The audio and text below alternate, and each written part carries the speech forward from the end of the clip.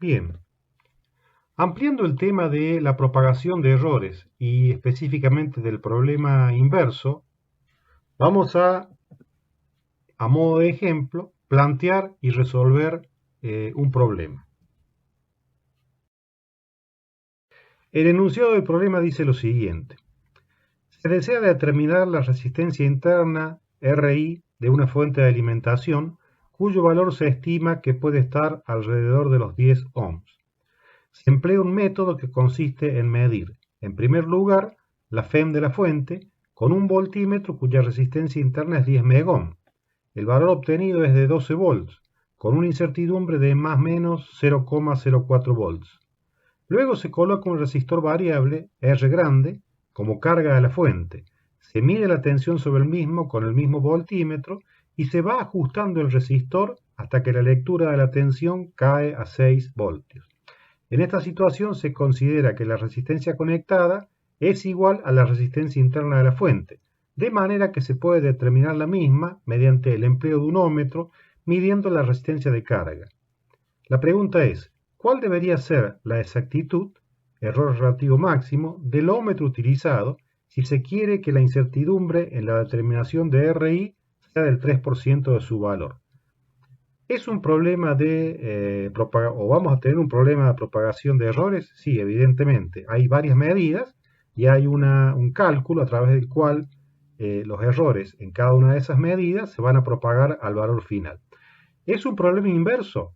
Sí, ciertamente lo es porque el planteo es que queremos medir algo, en este caso la resistencia interna de la fuente, con un cierto margen de error aceptable y debemos determinar cuáles serán los errores aceptables máximos en las medidas parciales.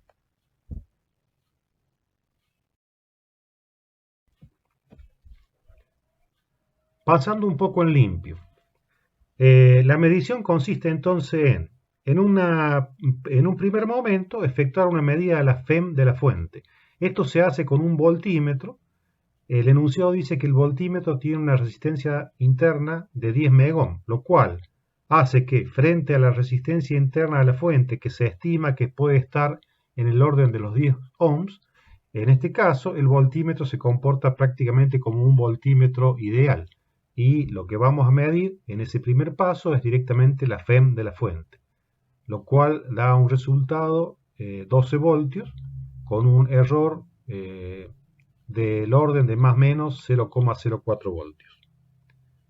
Seguidamente se conecta un resistor ajustable como carga y se va variando su valor hasta que la caída de tensión sobre ese resistor se haga igual exactamente a la mitad, es decir, 6 voltios. En esas circunstancias, si tenemos 6 voltios sobre la carga y tenemos 12 volts en la fuente, la FEM, los otros 6 voltios caen en RI, de manera que R grande es igual a RI.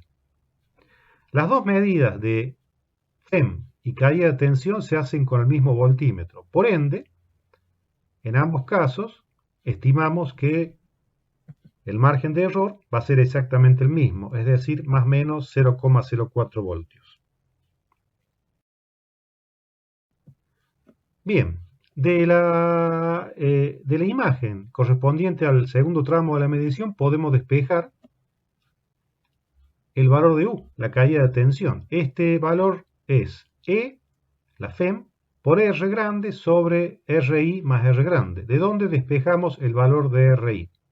RI resulta ser R grande por E sobre U menos 1.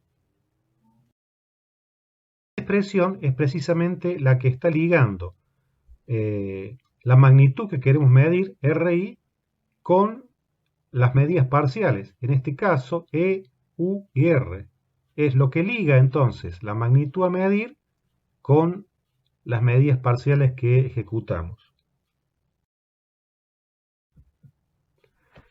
El problema dice que se desea medir la resistencia interna con un error de, a lo sumo, el 3%.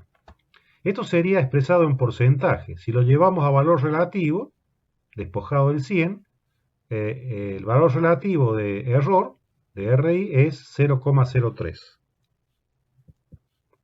Y la pregunta entonces es, ¿cuánto será el error relativo porcentual máximo que deberemos tener en el ómetro que vamos a usar para medir R grande si queremos cumplir con lo especificado en el enunciado, es decir, medir RI con un error máximo de a lo sumo el 3%, más o menos 3%.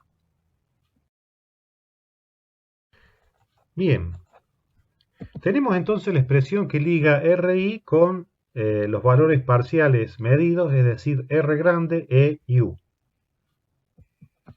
Aplicando la herramienta que hemos aprendido, podemos llegar a una expresión tal como la que se muestra al pie de la diapositiva. En esta expresión podemos reconocer delta RI será el margen de error absoluto máximo que no se puede superar al medir RI. Es un dato, es una especificación en el enunciado del problema. Delta E y delta U son los márgenes de errores absolutos máximos presentes en las medidas de E y de U. También son datos. Y delta R grande es lo que estamos buscando, es decir, el máximo error que vamos a admitir en la medida de R grande para mantener el error en la medida de R chico dentro del valor especificado en el enunciado.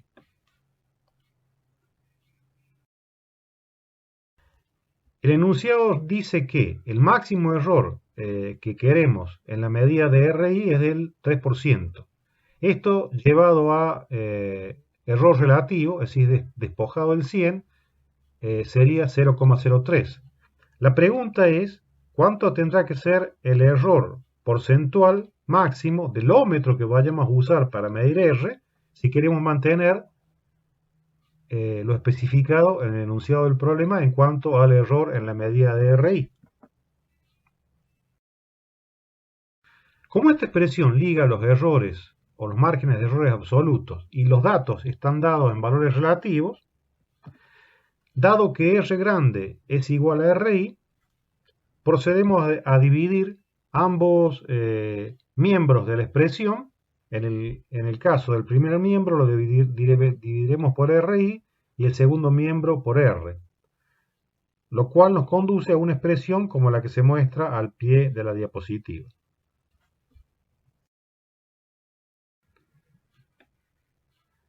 Lo que resta ahora simplemente es reemplazar por los valores correspondientes. Delta E y delta U son iguales, valen 0,04 volt, U es 6 voltios, E es 12 voltios. Reemplazando por los valores, se llega a la expresión al pie de la diapositiva, de la cual podemos despejar el valor de delta R sobre R, que multiplicado por 100 nos va a dar el 1%. Es decir, el resultado, la respuesta a la pregunta planteada en el problema es que el máximo error admitido en el ómetro que vamos a utilizar para hacer la medida parcial es del 1%. Bien, entonces, este ha sido un ejemplo de propagación de errores, problema inverso.